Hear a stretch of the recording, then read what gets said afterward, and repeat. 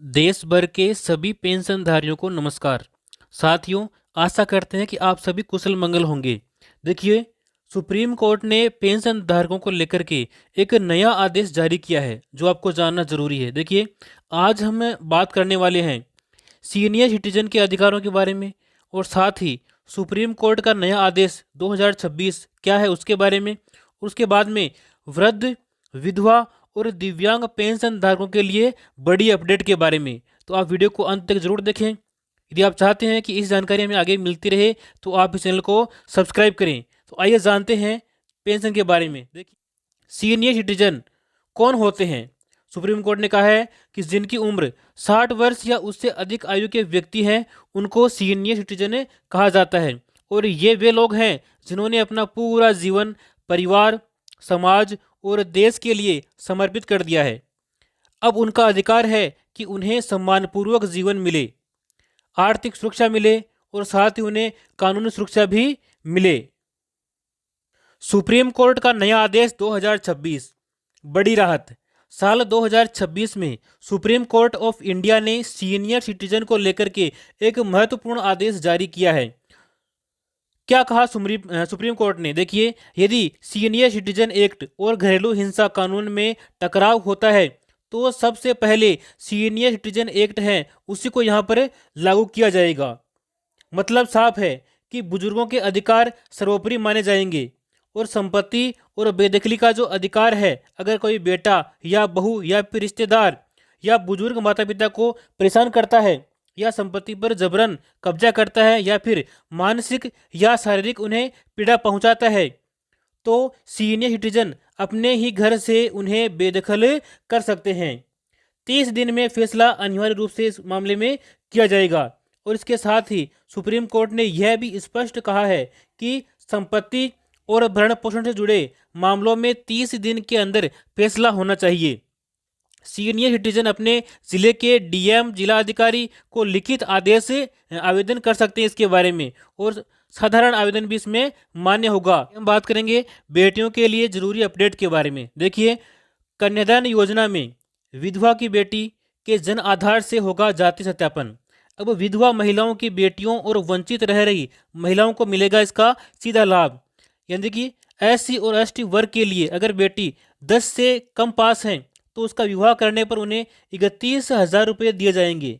यदि 10वीं पास हैं तो 41,000 रुपये, और ग्रेजुएट पास हैं तो उन्हें 51,000 रुपये की सहायता यहाँ पर दी जाएगी। इसके अलावा सामान्य और ओबीसी वर्ग के लिए यदि 10वीं से कम पास हैं तो उन्हें 21,000 रुपये, 10वीं पास हैं तो 31,000 रुपये, और ग्रेजुएट पास हैं जो बीए पास हैं उनको मिलेंगे 41,000 रुपये की सहायता राशि जब उनका विवाह किया जाएगा। तो इस योजना में आप अवश्य ही आवेदन करें और उसका लाभ उठाएं।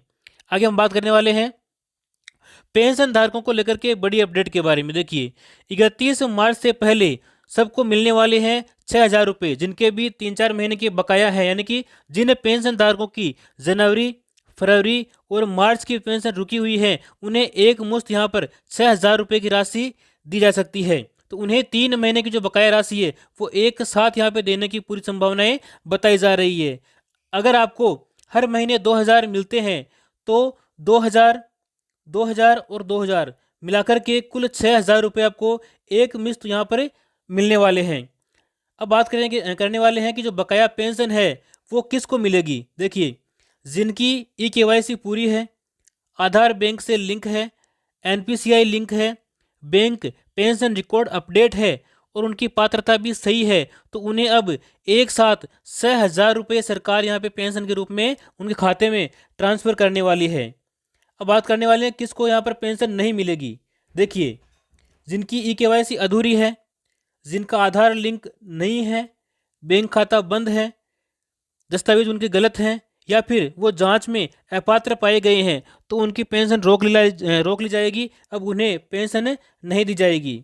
अब पेंशन को लेकर के 11 नए नियम कौन कौन से हैं संक्षेप में अपन यहाँ पर जानने वाले हैं। देखिए, नियम नंबर 1 है, हर वर्ष आपकी जो ई-केवाईसी है वो अनिवार्य कर दी गई है। अब आपको हर वर्ष ई-केवाईसी करवानी होगी। दूसरी है, आधार बैंक लिंक जरूरी कर दिया गया है। तीसरा नियम है, एनपीसीआई मैपिंग अब अनिवार्य है। चौथा नियम, मृत लाभार्थी की जो पेंशन है वो तुरंत अब बंद हो जाएगी। फर्जी दस्तावेज पर कार्रवाई की जाएगी, आय सीमा की जांच की जाएगी और इसके साथ ही आपको जो उम्र का सत्यापन है वो भी यहाँ पर किया जाएगा।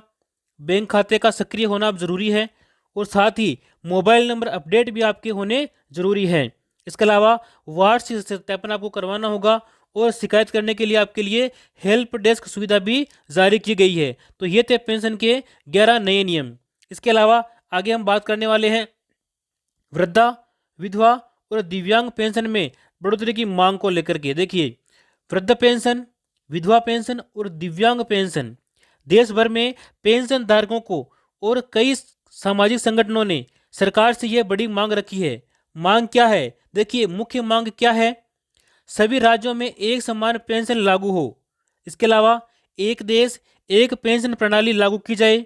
साथ ही न्यूनतम पेंशन की जो राशि है वो 3,000 से बढ़ा करके 5,000 रुपये की जाए। ये सरकार से मुख्य मांग की जा रही है। मांग क्यों उठ रही है? देखिए, लगातार महंगाई बढ़ रही है, दवाइयों का खर्चा भी बढ़ चुका है और रोजमर्रा खर्च वो भी क्या हो गया है? ज़्यादा हो गया है। इसके अलावा बुजुर्ग और विधवा महिलाएं काम करने में सक्षम नहीं है, इसीलिए लोग ये मांग उठा रहे हैं कि अपनी जो पेंशन है वो बढ़ाई जाए। अब पेंशन धारकों से अपील, सरकार सभी राज्यों में समान नियम लागू करे, पेंशन राशि बढ़कर 3,000 से 5,000 करे और सभी पात्र लाभार्थियों को समान लाभ मिले। ये पेंशन धारक जो हैं वो अपील कर रहे हैं। और किन किन को पेंशन नहीं मिलेगी? वृद्धावस्था पेंशन किन को मिलती है? जिनकी आयु 60 वर्ष से ऊपर है। विधवा पेंशन और दिव्यांग पेंशन, यानी कि 40% या फिर उससे अधिक जो दिव्यांग है, जिनके पास में प्रमाण पत्र है दिव्यांगता का, तो उनको यहाँ पर पेंशन मिलती है। यदि पेंशन नहीं मिल रही है तो आप क्या करेंगे? देखिए, आपको जो है अपनी ई-KYC पूरी करनी है, आधार लिंक अपना चेक करना है कि लिंक है या नहीं है, बैंक अपडेट करवाएं और साथ ही हेल्प डेस्क पर आप शिकायत करें कि हमारे पेंशन इतने दिन से नहीं आ रही है। अब महत्वपूर्ण संदेश देखिए, सीनियर सिटीजन का सम्मान करना हमारा कर्तव्य है और पेंशन उनका अधिकार है, एहसान नहीं है।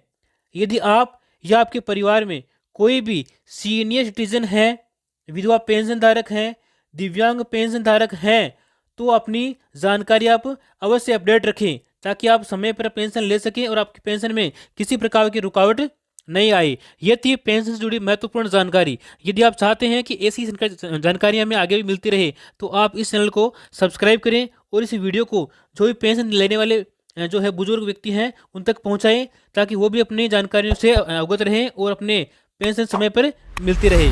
मिलते हैं अपने अगली वीडियो में, तब तक के लिए जय हिंद, जय भारत।